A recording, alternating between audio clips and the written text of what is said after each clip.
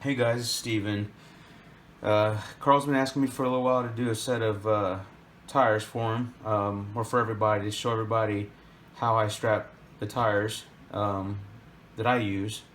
Um, Things you'll need is, of course, tires of your choice, a heat gun, Gorilla Tape, and a mixture of water and alcohol. And this, what I like to use is just a 50-50. Some people like more. For me, 50-50 is enough. Mixture. Basically, the heat gun. I'll use this later in the video to show you what I do with it. Basically, we have here is a 2-inch Gorilla Tape, and then we have an extra wide Gorilla Tape. If you take your tire, you can see the 2-inch doesn't go from tread to tread.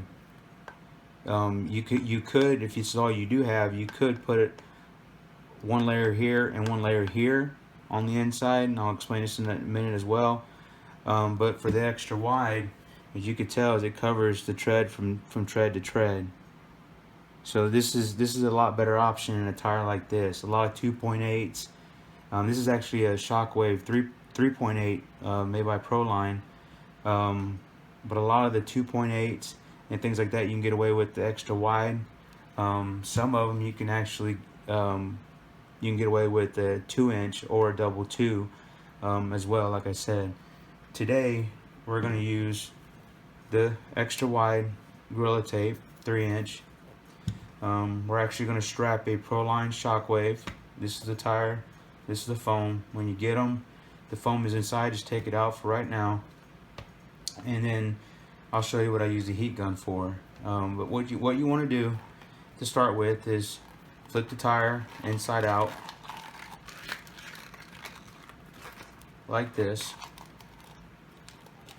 I like to use a microfiber towel as well. But what you need to do is, because they come from the factory, they will always come with like a residue, or they'll have sometimes chalkiness to them. Basically, you just want to spray the tire all the way around with some of that mixture, the alcohol and the water, and then you just wipe it clean.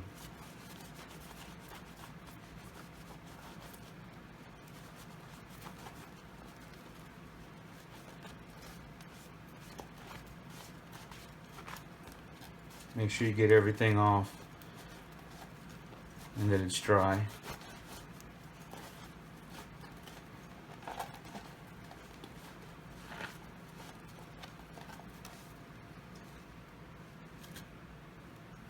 Kind of like that. And then what you want to do is actually take the foam that they sent with the tire, whatever tire you are doing, and you stick it back in. And basically what this does is this keeps the tire uniformed.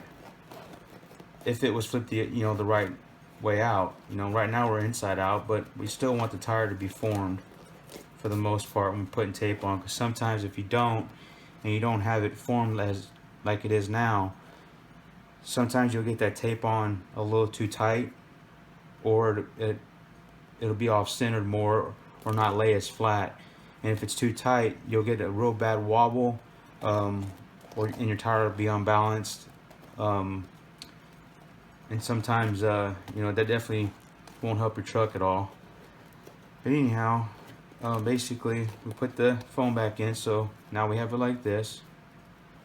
I had already pre-cut my Gorilla Tape. I measured around the circumference, and I pre-cut it with a 1-inch, more or less 1-inch overlap. You can go 2 inches, but being on this vehicle, or this tire will be on trucks that would be 5S. So for me, an inch and a half is perfect. If 6S, I might go 2 inches overlap, and I'll show you where the overlap is in a minute. Some people go all the way, halfway around. Some people go 2 times around. I think that's unnecessary. It's too much weight. I mean, this is already adding a little bit of weight to each tire, and to me, it's unnecessary. So basically, what we have here, before I put the tape on, you'll always see in a tire, you'll see a seam. I hope you guys can see this seam right here, and then there's a seam right here. The tread actually will run out to this, the very end of the tread will run out to right here. But that's kind of the sidewall tread. That's not necessary to cover. You really want to go from this seam here to this seam here in any tire you're doing. And this is how I was explaining a minute ago. When you put your 3-inch tape on here, you can see, hopefully you guys can see that, how it covers from that seam to seam.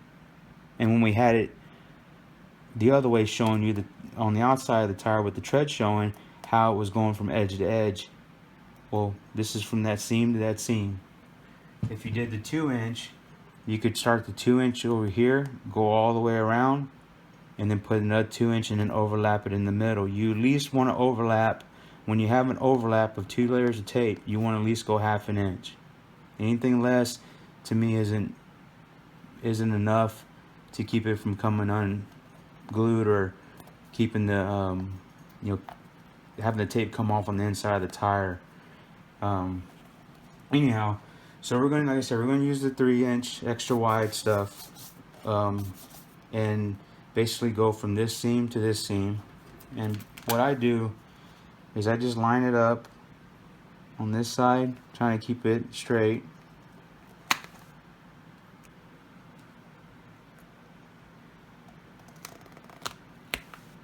Like that. So I know I'm straight now. And then what you try to do is just get it straight as you can around the tire.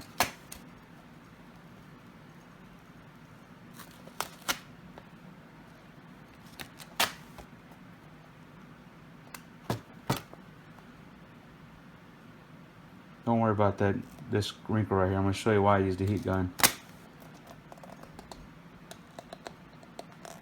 But I follow this seam over here. As long as I follow this seam over here, I know I'm okay on this seam over here.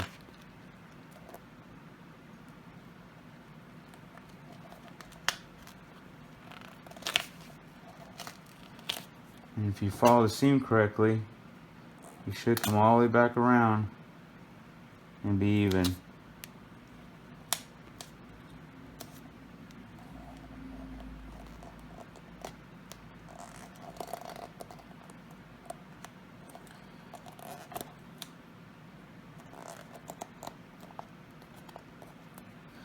Now now that our tape is on here all the way around, now this is where the heat gun comes into, where I like to use the heat gun. Let me fix this. OCD coming through, as you guys like to joke about. Oh, here it is, firsthand. So basically, if you did it all the way around, you'll have, without the heat gun, what you have is you can't really get the tire smooth. I mean, you can't get it to really embed and see. When we're done here in a minute, you'll start seeing the tread through this side. But you also have it where it'll come, and if I smash that down, I won't get that. You'll have a lot of these, what they call fish mouths, little air pockets. Well, we're going to eliminate that stuff. So again, at this point, we'll turn the heat gun on. I use 2 pieces of 2x4 is what I use, because I need something to hold it sturdy for me. See, so we have it on the 430, which is a low setting. If I clicked it to high, it would go to the 500. But again, and then of course this one has a cooling, so it'll pull it down and then it'll shut down on itself. But right now we're just going to use the low setting, and we'll heat up the tape. So what you do is you just keep it in front of the gun. This will get hot, so I'm not telling you guys to do this barehanded, but I do it barehanded. It's alright. I guess pain's temporary, pride's forever. So anyhow, we're gonna just kind of start with letting the tape get a little warm. And just keep going all the way around for a minute. Now that it's starting to warm up now, we're going to start pressing the middle first and working our way out to the edges, trying to get all the air that's under the tape out as much as possible. You'll still have fine little creases in your tape because you're trying to put a square tape around a round surface. It just doesn't work that well. But with the heat gun, we eliminate a lot of it, or majority of it. Now what I'll do is I'll start on one edge. So I'm going to start on this edge now. And see these little fish mouths here? This is what we want to eliminate. So as we heat the gun up, even though it's hot, it's still got a little fish mouth there. But if you heat it up enough, it actually will look like this. And get rid of all those fish mouths like that. So that's why we're heating it up, and I'll also show you another reason why you heat this tape up in a second.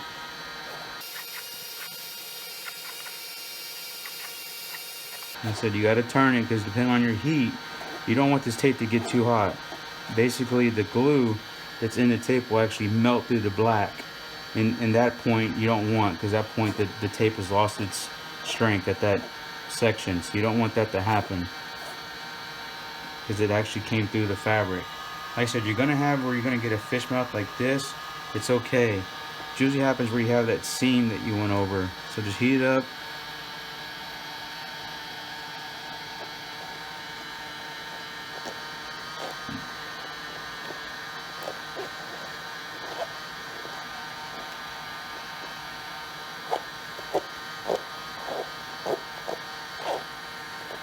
See how bad it was a minute ago? Look how good it looks now. I said you're not going to get rid of this crease all the way. You just can't. I mean, you just can't. But that's melted together. It's not going to come apart.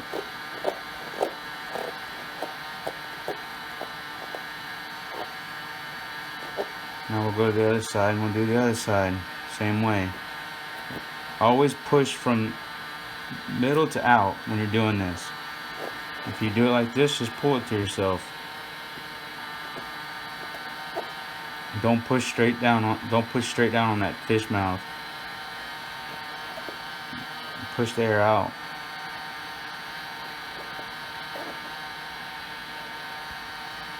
Because this is getting a little hot, you'll start seeing this little residue coming out. That's the actual glue that's in the tape. If you do get a little air bubble and you push out, you might hear a little pop noise. That's a little air coming out. But that's what we're doing. We're actually adhering this tape to the rubber. And bringing that glue out, heating it up a little bit, will actually help it adhere better. And I've never, in any of my trucks, 6S, I've had, in 5S, I've never had a tire come off, or the tape come off inside of one of my tires. Also, I don't run them in water either, so I can't help you if you do that. But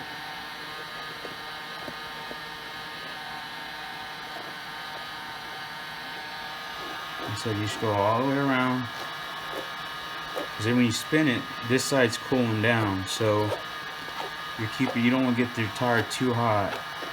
Because you don't want to ruin your tire either, or mess your tire up, or ruin the foam. So now that we're all the way around, as you guys can see, I have no fish mouths. If you find one, I had one right, I think, where is it? Right there. Look how small that is. So we'll just heat them up.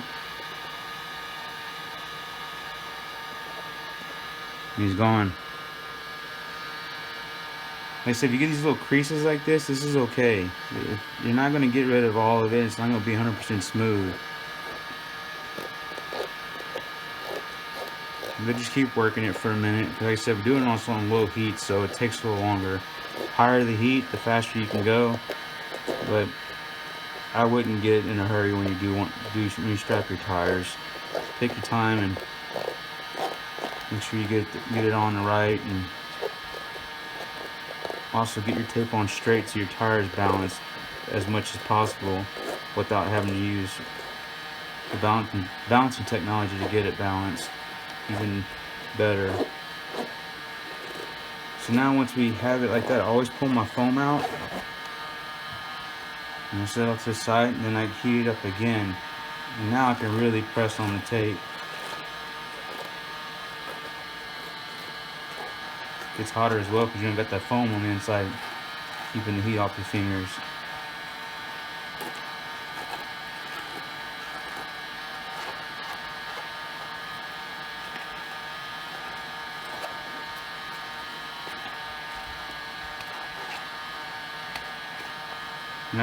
Now we'll just let it heat up a little bit here on that seam where we started from and when we overlap. This is that overlap I was talking to you about. It's about right here and it ends right here. So it's about 1.5 inches, more or less. That's good enough for me. That's that overlap I was saying. When you come back this way, you'll have that overlap. Like I said, some people like to go halfway around, or they even come back all the way around. For me, 5S, 1.5 inches, 6S, 2 inches is fine.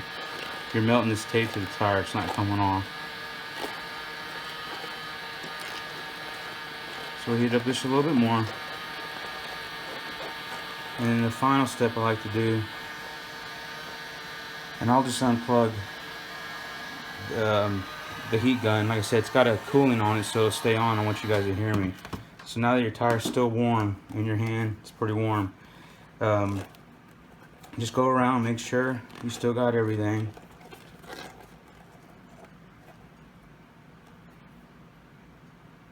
Looks like we did. Looks good.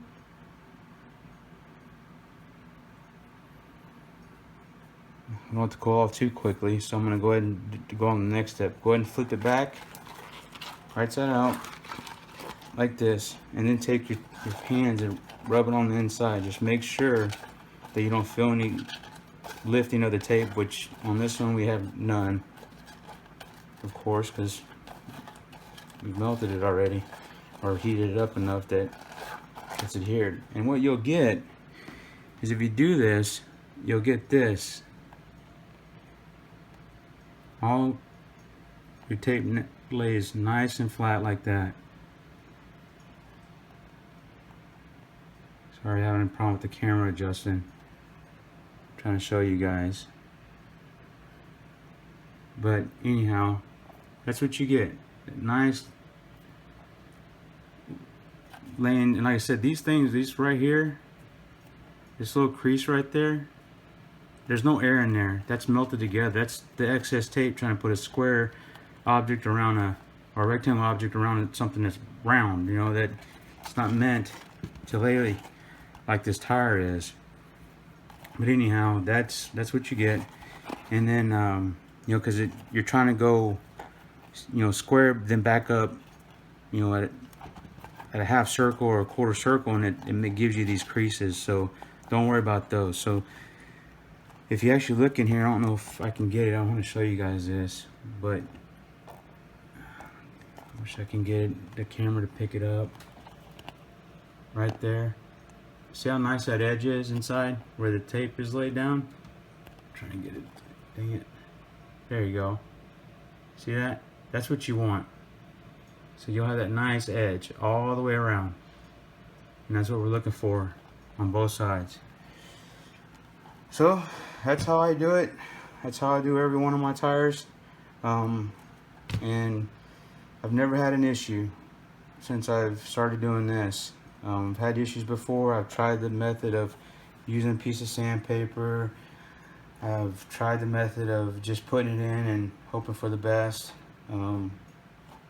And one day I got the idea to melt the tape, or at least heat it up. You know, I don't know if you want to use the word melt, but heat it up where you can actually work with it a lot better, because you know this Gorilla Tape is pretty thick and hard to work with. And that's what we have. And then you would put this on back on the inside, and then put it on your wheel. The wheel that I'm using is actually a little larger than the 3.8 hole. It's a little bit larger, so I'm putting it on a little thicker wheel. So I'll actually have to put this on the wheel first and then put my tire on. is how I'm able to get the tires on. And then you have a finished product like this. And so I was saying it's a lot bigger than the 3.8. Let me get you guys a regular, if I have one. I don't have one, but anyhow, I was gonna show you guys what a regular 3.8 would look like. It's pretty much the size of this circle here versus the wheel that I'm putting it on. So anyhow, that's that, guys. If you got any questions, hit me up on the Facebook group or hit Carl up, and we can help you guys out and go from there. I appreciate you guys watching, and again, if you need anything, let us know. Thanks.